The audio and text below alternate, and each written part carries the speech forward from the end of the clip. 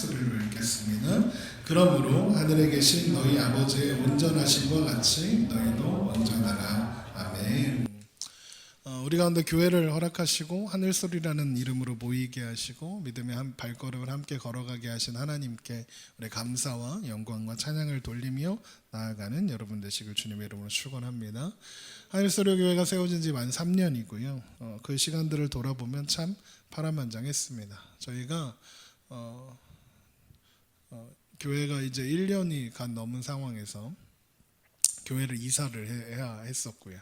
그래서 이 자리로 이사를 해서 왔고 결과적으로 그때는 참 머리 아프고 힘들었는데 교회를 옮기고 보니 확장 이전이 되어서 확장 이전해서 잘 섬기고 있고요. 하나님께서 하시는 일들을 보면 감사하고 또 여러분들 이 자리에 지금 여기 이렇게 앉아 계시는 여러분들을 보면 또한 감사하고 그렇습니다. 앞으로도 잘 부탁드립니다. 여러분들이 있어서 또 이 자리까지 올 수 있었던 것 같습니다. 여전히 가야 할 길이고요. 또 여전히 살아야 할 길이고 말씀 앞에서 우리 겸손히 함께 걸어가는 저와 여러분 되시길 주님 이름으로 축원합니다. 제가 하늘소리교회 첫 예배 때 그리고 여러 번 제가 이런 말씀을 드렸습니다. 하나님의 음성 하늘소리를 듣고 위로와 회복을 경험한 사람들이 예배하는 자들의 소리 하늘소리가 되어서 하늘소리를 전하는 교회가 되길 원합니다 라고 했었습니다. 하늘소리는 두 가지가 있어요. 하나님의 음성 하늘소리가 있고요, 예배하는 자들의 소리 하늘소리가 있습니다. 하나님의 음성과 예배하는 자들의 소리가 모이는 교회가 되길 소망하면서 하늘소리라고 했는데요, 늘 고민합니다. 하늘소리가 교회가 그런 자리가 되어가고 있는가 고민합니다. 그리고 그런 곳이 그런 자리가 되기 위해서는 어쩌면 우리가 말씀 안에서 겸손하게 그리고 열심히 하나님의 인도하심을 따라가는 것이겠죠.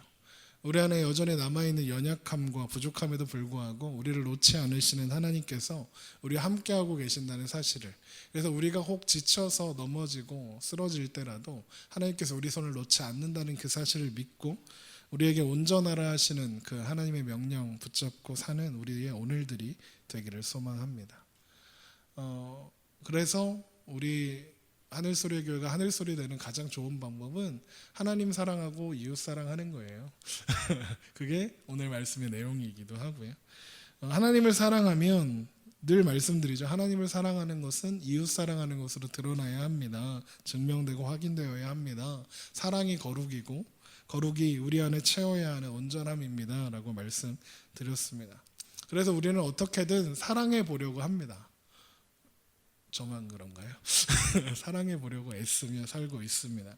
유행가의 노랫말은 사랑을 노력한다는 게 말이 되냐고, 노력이라는 노래가 있습니다. 사랑이 노력하는 게 말이 되냐라고 말하고 있지만 우리는 오늘도 하나님을 사랑하는 그 마음으로 이웃을 사랑하기 위해 애써보고 있습니다.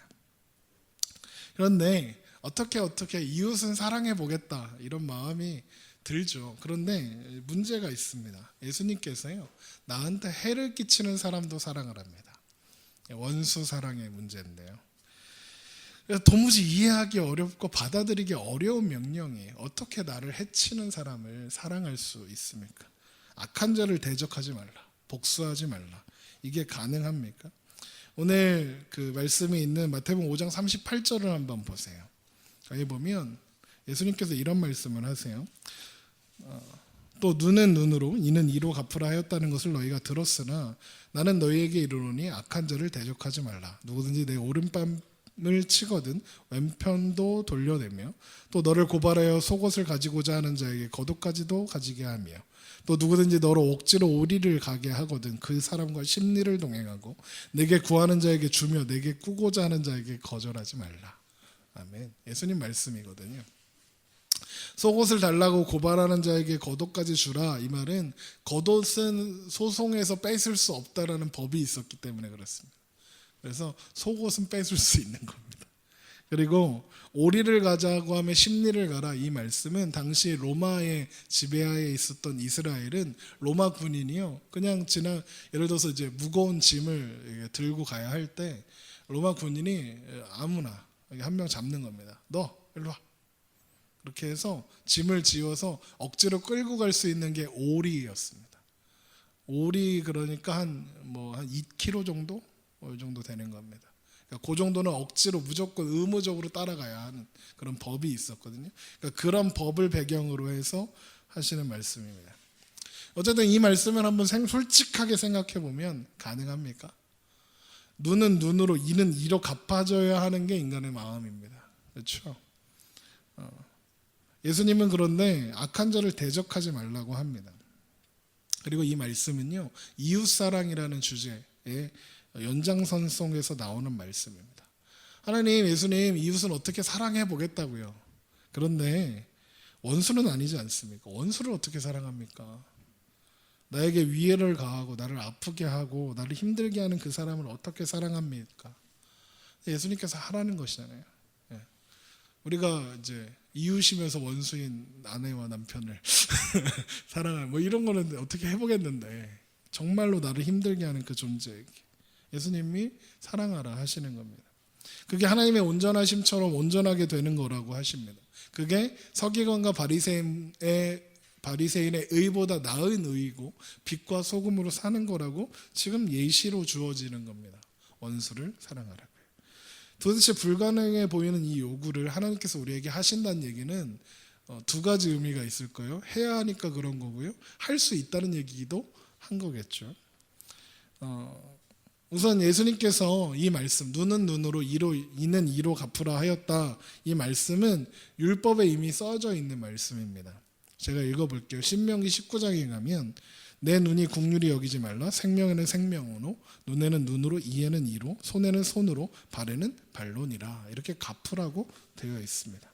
그런데 예수님이 그거 아니라고 하시는 것 같습니다. 악한 자를 대적하지 말라고 하시는 것 같고요.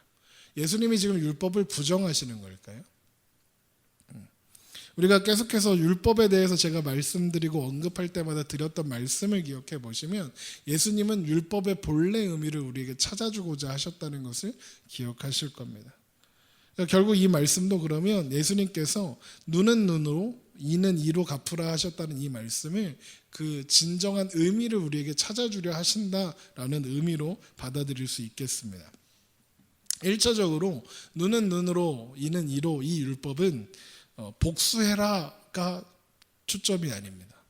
과하게 하지 마라가 초점입니다. 그러니까 복수 그러면 우리가 받은 것을 돌려줍니까? 받은 것보다 훨씬 더 돌려줘야 됩니다. 그렇죠? 그러니까 이게 어제 이제 우리나라가 축구를 했는데 우리나라가 스포츠 경기를 일본과 할 때 나타납니다. 지난 경기에 1대0으로 졌으면 우리는 3대0으로 이겨야 됩니다. 1대0으로 이기는 것을 용납할 수 없습니다. 그렇죠? 그런 것처럼 몇 배를 더 그 이상으로 갚아줘야 하는 게 사람의 마음입니다. 눈을 다치게 했으면, 그래서 눈을 다치게 했으면 눈만 달라고 해라. 그 이상을 보복하지 마라.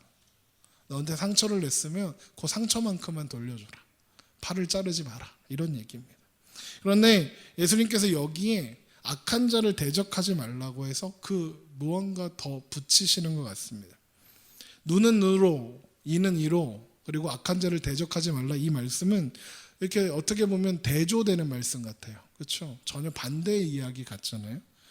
그런데 예수님께서 눈은 눈으로, 눈은 눈으로 갚으라 하신 이 말씀의 율법의 본래적인 의미를 악한 자를 대적하지 말라로 설명하시는 거예요. 예수님께서 지금 악한 자를 대적하지 말라 해서 하시려는 말씀이 뭐냐면, 네가 지금 복수하려는 그 대상이 누군지 알고 있느냐? 너에게 누구냐라고 묻고 있는 거예요. 네가 지금 복수하고 심판하려는 그 사람은 너를 누구로 생각하고 있기에 그런 마음을 품고 있는 거냐라고 하시는 거죠. 무슨 말씀일까요? 그 사람도 이웃이라는 겁니다. 그래서 눈에는 눈으로라는 율법을 주신 이유와, 그리고 이웃 사랑에 대해서 너희가 제대로 알고 있다면 복수할 수 없다, 대적할 수 없다는 얘기가 되는 겁니다.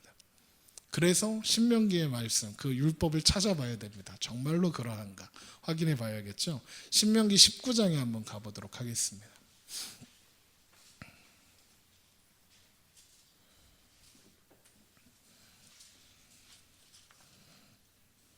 신명기 19장 19절에 있는 말씀을 한번 보겠습니다.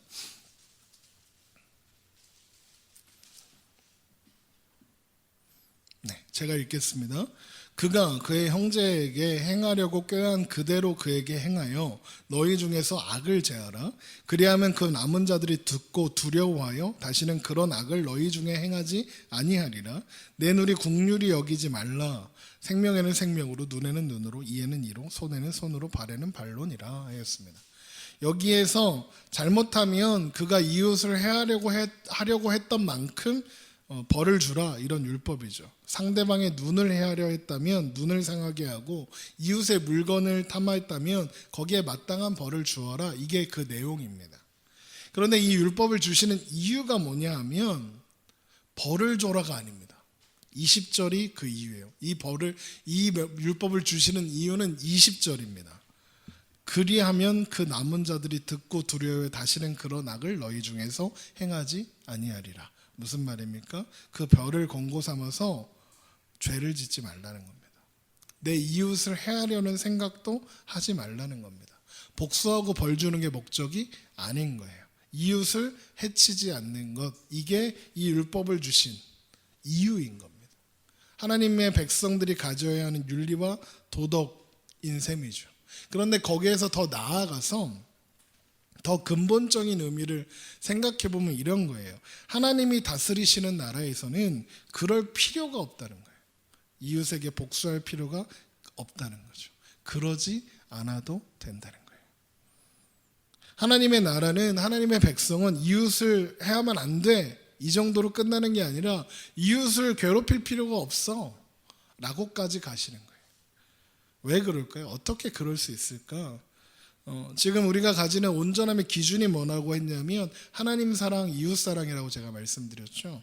이 두 가지 가치는 율법사가 예수님께 와서 했던 질문, 어느 계명이 제일 큽니까? 라고 물었을 때, 너는 내 마음을 다하고 목숨을 다하고 뜻을 다하여 내 주 너의 하나님을 사랑하라 하셨으니 이것이 크고 첫째 되는 계명이요, 둘째도 그와 같으니 내 이웃을 내 자신과 같이 사랑하라 하였으니 이 두 계명은 온 율법과 선지자의 강령이니라 라고 대답하신 것을 요약한 게 하나님 사랑, 이웃 사랑입니다. 율법과 선지자는 구약이에요. 구약 성경을 이야기하는 건데, 구약의 핵심이 뭐냐? 하나님 사랑, 이웃 사랑이다, 이겁니다. 이걸 조금 더 구체적으로 설명하면 뭐가 되냐면 십계명이 되는 거예요. 십계명을 보면 1계명부터 4계명까지는 하나님에 대한 계명이고, 5계명부터 10계명까지는 사람에 대한 계명입니다. 1계명부터 4계명을 보면 나 외에 신을 두지 말라, 우상 섬기지 마라, 내 이름을 망령되이 일컫지 말라, 안식일을 지켜라, 이런 것들이죠. 다 하나님을 사랑하라는 겁니다. 하나님이 다른 신 찾지도 말고 사랑하지도 말고 섬기지도 말라 하시는 것은 하나님이 편협해서 쪼잔하게 이런 것이 아니라, 이기적이시기 때문이 아니라 하나님 한 분만으로 우리에게 모든 필요에 충분하시다는 의미입니다. 다른 신을 찾을 필요가 없다는 거죠. 당시에 다신론이 팽배했던, 여러 명의 신을 섬겨야 했던 당시 상황에서는 파격적인 거였습니다. 땅에도 신이 있고 하늘에도 신이 있고 비도 신이 있고 바다도 강도 다 신이 따로 있는 상황에서 그거 다 필요 없다는 겁니다. 사람들은 어느 한 신에게 잘못 보였다가 혼날까 봐 모든 신을 다 섬겨야 했단 말이에요. 바알도 섬기고 아세라를 섬기도 막 섬겨야 했단 말입니다. 그런데 하나님이 뭐라고 하냐면 그런 신들 다 가짜야, 다 필요 없어, 나만 있으면 돼, 하나님만 있으면 충분해 라는 것입니다. 그게 단순히 의식주의 문제뿐만 아니라 우리의 인생이 가지는 의미나 가치, 생명, 보람, 행복, 윤리, 도덕, 기쁨, 그런 모든 면에서 하나님은 그 모든 것의 가치와 내용의 근본이 되시고 그 모든 것을 우리에게 주시기를 기뻐하시며 그런 우리의 아버지시다라는 것으로 충분하다, 이겁니다. 이걸 신학적인 말로 하나님의 충족성 그럽니다. 하나님의 충분성 그래도 됩니다. 한마디로 하나님은 우리에게 충분하신 분이라는 겁니다. 다른 신을 찾을 필요가 없다는 거죠. 우리에게 좋은 것을 주시고 우리를 고급스럽게 만들어 주시며 우리를 영광스럽게 만드시고 부모가 자식을 사랑하는 것과는 비교할 수 없을 만큼 큰 사랑과 긍휼과 인내와 기다림으로 우리를 인도하셔서 결국에는 하나님이 원하시는 그 자리까지 데리고 가시고야 마시는 하나님의 열심, 그 앞에서 우리가 사랑 말고 무엇으로 반응하겠느냐 이겁니다. 그렇게 원자탄 같은 핵폭탄 같은 사랑을 받았는데 거기에 우리가 다른 것으로 반응할 수 있겠느냐? 단순히 감사로만 할 수 있겠느냐? 사랑으로 반응할 수밖에 없다. 사랑할 수밖에 없다라고 말씀하시는 거죠. 그러면 그 다음은요. 이웃사람, 부모를 공경하라, 살인하지 말라, 간음하지 말라, 도덕질하지 말라, 이웃과 탐내지 말라, 거짓 증거하지 말라. 이건 이웃에게 해를 끼치지 말라는 거잖아요. 그런데 이걸 앞에 5가지 계명, 하나님만으로 충분합니다라는 그 계명의 그 내용을 가지고 이 나머지 사람에 대한 이웃에 대한 계명을 보면 이런 뜻이 돼요. 네가 지금 필요한 거 이웃한테 달라고 할 필요 없어라는 뜻이 됩니다. 세상은요, 자기의 필요를 채우기 위해서 남의 것을 빼앗으며 살아야 하잖아요. 그게 세상의 원리잖아요. 그걸 적자생존, 양육강식 뭐 이렇게 표현합니다. 내가 필요한 것을 얻기 위해서는 상대방의 것을 빼앗아야 하고 경쟁해야 하고 이웃을 희생시켜서 그 희생 위에 서야 하는 것이 성공인 것이 여전히 세상의 방법입니다. 야, 그러면 안 돼 라고 사람들이 윤리와 도덕으로 외치고 있지만 여전히 그렇잖아요. 그런데 우리는 그렇지 않다는 겁니다. 정확하게는 우리는 그러지 않아도 된다는 겁니다. 우리가 세상을 살면서 제일 억울한 게 뭐냐 하면 아마도 하나님을 안 믿고 자기 마음대로 사는데 잘 먹고 잘 살아. 완전 억울한 거죠. 그런데 지금 이 말씀에 비추어서 얘기하면 하나님이 우리한테 그러시는 거예요. 억울해할 필요 없어.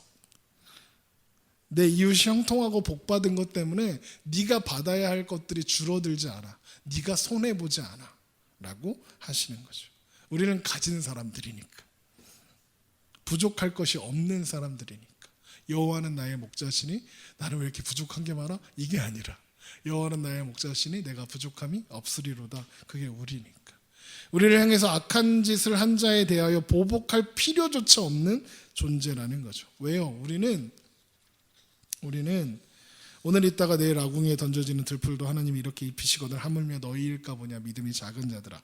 그러므로 염려하여 이르기를 무엇을 먹을까 무엇을 마실까 무엇을 입을까 하지 말라. 이는 다 이방인들이 구하는 것이라 너희 하늘 아버지께서 이 모든 것이 너희에게 있어야 할 줄을 아시느니라. 그런즉 너희는 먼저 그의 나라와 그의 의를 구하라. 그리하면 이 모든 것을 너희에게 더하시리라.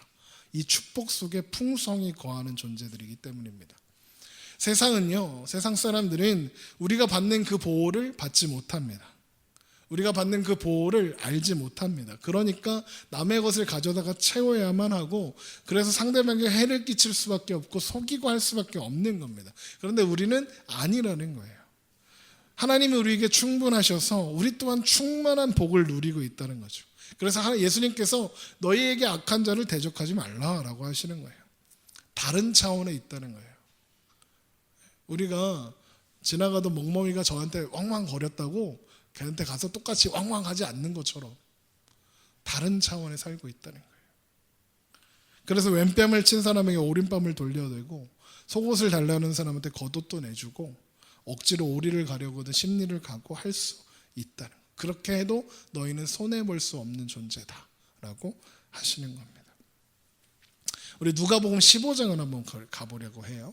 누가복음 15장은 아주 유명한 말씀이 기록되어 있습니다. 바로 돌아온 탕자의 이야기가 기록되어 있죠. 탕자는 아버지의 재산을 받아서 다 떨어먹고 돌아왔습니다. 그 돌아온 장면부터 볼게요. 25절을 보겠습니다. 지금 돌아와서 아버지가 잃어버린 아들 찾았다고 막 잔치를 벌였습니다. 송아지를 잡고 난리가 났어요. 그런데 그때 25절 맏아들은 밭에 있다가 돌아와 집에 가까이 왔을 때에 풍악과 춤추는 소리를 듣고 한 종을 불러 이 무슨 일인가 물은데 대답하되 당신의 동생이 돌아왔음에 당신의 아버지가 건강한 그를 다시 맞아들이게 됨으로 인하여 살진 송아지를 잡았나이다 하니 그가 노하여 들어가고자 하지 아니하거늘. 이게 딱 우리 심정이잖아요, 그렇죠? 그런데 아버지가 나와서 권한데 아버지께 대답하여 이르되 내가 여러 해 아버지를 섬겨 명을 어김이 없거늘 내게는 염소 새끼라도 주어 나와 내 벗으로 즐기게 하신 일이 없거늘 아버지의 살림을 창녀들과 함께 삼켜버린 이 아들이 돌아오매 이를 위하여 살진 송아지를 잡으셨나이다. 아버지가 이르되 예 너는 항상 나와 함께 있으니 내 것이다 네 것이로다. 이 내 동생은 죽었다가 살아났으며 내가 잃었다가 얻었기로 우리가 즐거워하고 기뻐하는 것이 마땅하다 하니라. 아멘. 오늘 동생이 아니라 큰 형, 형의 입장을 좀 보려고 해요. 형이 화난 이유가 뭡니까? 동생은 율법도 어겼고요. 아버지 유산도 억지로 받았고요. 억지로 다 팔아먹고요. 그걸 다 허랑방탕하게 다 떨어먹고요. 거지가 돼서 돌아왔습니다. 큰아들은요. 아버지의 가업을 잇겠다고 열심히 일했습니다. 성실하고 책임있게 살았습니다. 둘째 아들은요. 이 돌아온 탕자는요. 그냥 아무것도 안 했습니다. 동생이 환영할 만한 이유가 있습니까? 동생을 환영할 만한 이유가 전혀 없었습니다. 동생은 이미 자기 것을 다 받았으니까요. 뭐가 잘했다고, 뭘 잘했다고 환영을 합니까? 그게 큰아들의 질문입니다. 아버지의 대답이 뭡니까? 죽었다가 살아온 내 아들이 아니냐? 죽었다가 살아온 네 동생이 아니냐? 그리고 맏아들에게 묻습니다. 네 동생이잖아. 형의 불만이 뭡니까? 나는 성실히 살았는데 아버지 언제 내가 나와 내 친구들을 위해서 염소 한 마리 잡아준 적 있습니까?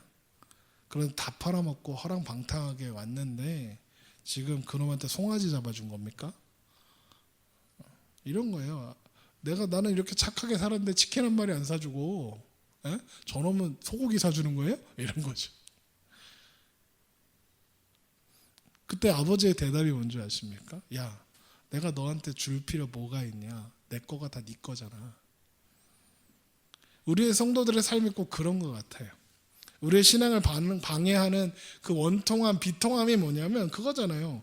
나는 아버지 집에서 성실하게 살았는데 치킨 한 마리 안 튀겨주셨는데 저 원수들은 저렇게 개판으로 사는데 잘 먹고 잘 사고 근데 맨날 송아지만 먹고 살고 나도 소고기 먹고 싶은데 이게 뿔나게 하는 거죠. 하나님이 뭐라고 하시는 거예요? 야, 쟤네들은 철이 안 나서 그래. 어떻게 하겠니? 철없는 네 동생이야. 살다가 이렇게 우리가 부모된 입장에서 자녀가 이렇게 어려운 일을 당해서 뭔가 실패해서 그래서 속이 상해서 있으면 부모가 어떻게 합니까? 아, 속상하겠구나. 밥이나 먹자. 밥 먹이잖아요. 왜 이렇게 밥을 먹이나 몰라. 거기에다 대고 좌절해 있는 그 자녀에게 야, 거봐, 내가 공부 열심히 하라 그랬지.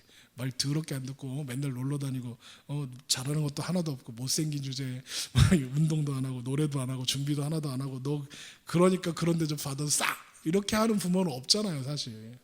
물론 우리가 자녀를 가르쳐야 할 때, 훈련할 땐 그런 말을 할 수 있죠. 충고할 때. 근데 진짜 결정적일 때 막 다 실패하고 막 그렇게 왔을 때 그런 말을 하는 부모는 없잖아요. 결정적일 때 품는 게 부모잖아요. 형도 그런 거잖아요. 동생이 와서 형 나 힘들어 그러면 어떤 이렇게 데리고 와. 내가 다 막 이렇게 하는 게 형이잖아요. 거기에다 네가 임마 못생겼으니까 그런 거 이렇게 하는 부모는 이런 형은 없다는 거예요. 하물며 너희는 이 하나님 아버지의 자녀들이 아니냐.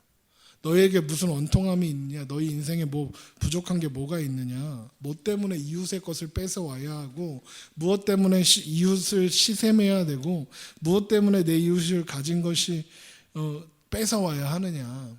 네 이웃이 너한테 그러는 건 걔가 비빌 데가 없고 가질 게 없고 스스로 초라하고 불안하니까 그래서 너를 괴롭히는 건데 그거 네가 원수 삼아서 복수하고 심판할 필요가 뭐 있냐 하시는 겁니다. 받아주라는 거예요. 받아줘라. 진짜 가진 자는 너야 라고 하시는 거죠. 우리가 많은 날들을 잠 못 이루게 하는 게 뭐냐면 나 열심히 살았는데 나 정직하게 살았는데 그래서 하나님 의지하고 살았는데 하나님 이게 뭡니까? 이런 원통함이 우리에게 있지만 그거 아니라는 겁니다.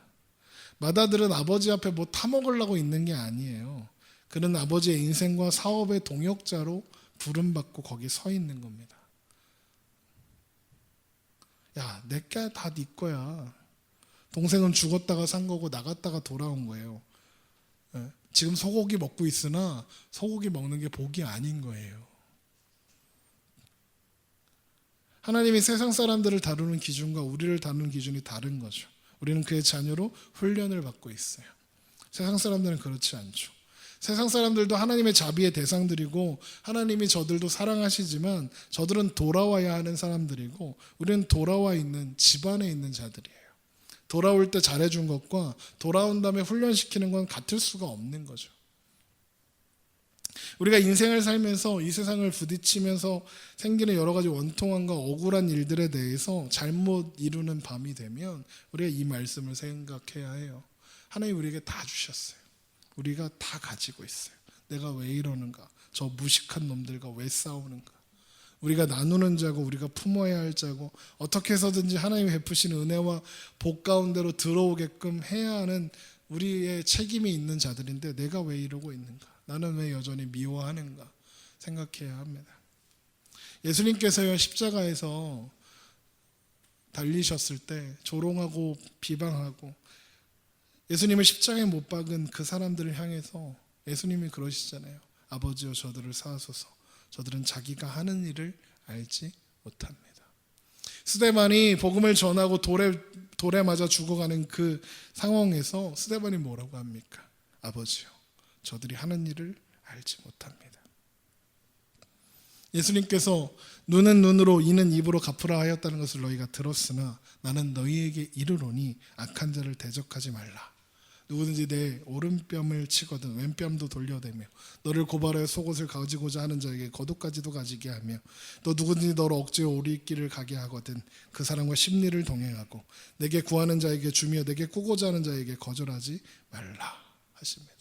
이 마음은 어떤 윤리적인 것이 아닙니다. 다 가진 자니까 가지라는 겁니다. 이것을 나눈다고 해서 우리가 가진 것이 줄어들지 않고 이것을 나눔으로써 그 사랑과 은혜와 자비와 국률과 하나님의 영광이 더 풍성해지는 거니까 나누라고 하시는 겁니다. 세상은 우리에게 끊임없이 물을 거예요. 너 예수 믿어서 얻은 게 뭐야? 네가 열심을 내서 하나님한테 열심히 했는데 하나님이 너한테 해준 게 뭐야? 너 잘된 거 하나도 없잖아. 그럼 우리는 화나죠. 아 맞아 그러게 내가 신앙생활 열심히 해서 받은 게 하나도 없어? 아니요 다 받았다고요. 다 가지고 있어요. 이거 나누어도 손해보는 것 아니고 희생하는 것 아니라는 거죠. 하나님이 우리에게 충분하심으로 우리도 충분한 거예요. 그래서 우리는 우리를 공격하고 조롱하고 비난하는 세상을 사랑할 수 있고 품어줄 수 있고 아버지여 저들을 사하소서 할 수 있는 거예요. 작년에 큰 화제가 되었던 드라마가 있어요. 도깨비라는 드라마 있습니다. 보셨나요? 네. 기독교 세계관과는 전혀 맞지 않는 드라마예요. 그래서 기독교인들이 그거 본다 그러면 막 경기를 하는 사람들이 있어요. 네. 왜 그러나 모르겠어. 얼마나 재밌는데. 드라마는 드라마일 뿐 오버하지 말자. 어쨌든 그 드라마를 보다 보면 참 많은 명언들이 있어요. 사실 저 도깨비 안 봤거든요. 안 봤는데 최근에 그 TV에서 재방송 나오는 걸 어떻게 보게 돼서 이렇게 보다 보니까 재밌더라고요.